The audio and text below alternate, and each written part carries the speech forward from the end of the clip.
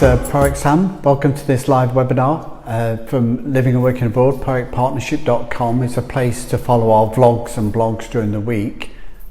The big elephant in the room for me is that the UK have got a reciprocal health and social welfare agreement with the EU. So that covers all 27 EU countries.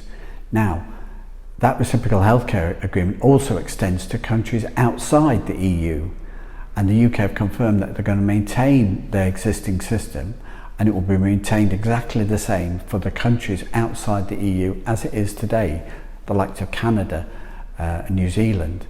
The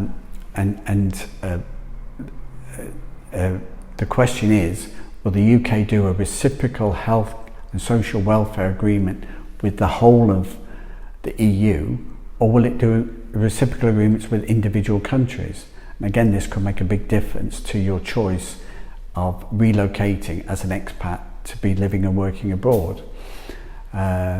So whether your work will be based out of the UK, out of a UK company, or whether you'll be working abroad out of an offshore company, depending upon your social and healthcare rights. So that's something to seriously consider, and we don't know the answer to that because that's something that's being held over as a negotiating tool. So the UK have declared that nothing changes during the transition period, but that healthcare agreement continues.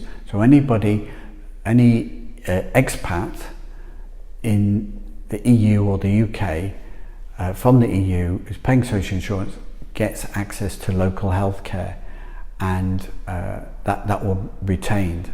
Any expat who's got an S1 for a medical condition on a short-term working basis, or a retired expat, again, reciprocal healthcare is available in your country of tax residence. Those S1s technically are no longer valid after the 31st of December. So if your personal concern about corona is high, then you need to reevaluate your circumstance and see whether you need to be having private medical cover or working and paying social insurance in your local country of residence to protect against healthcare treatment, state healthcare treatment in 2021. However, it's not against the realms of possibility that agreements will be made individually or for the whole of the EU. So countries like Belgium and Spain have already indicated that they will reciprocate with the UK if there's no EU agreement. So the whole of the 27 countries might say, well, no, we don't want to be part of a whole EU scheme with the UK, and therefore individual countries will make those arrangements. So Cyprus and the UK had a reciprocal social insurance agreement before Cyprus joined the EU in 2004, and that legislation is still in place and could be reenacted and started up again. In the same way that Ireland and the UK had a reciprocal travel area between Ireland and the UK. That is being maintained. That's dated back to 1949, and that has already confirmed that will continue. So all UK expats have the right, all UK citizens have the right to relocate and live and work in the island even after Brexit, and freely move between the two countries, as do Irish people with the UK. So that situation is not changing.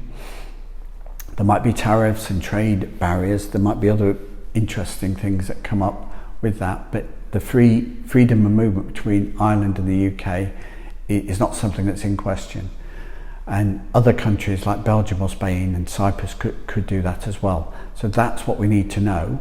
And if you're newly relocating, you need to understand that state healthcare in the UK stops the day you become non-resident.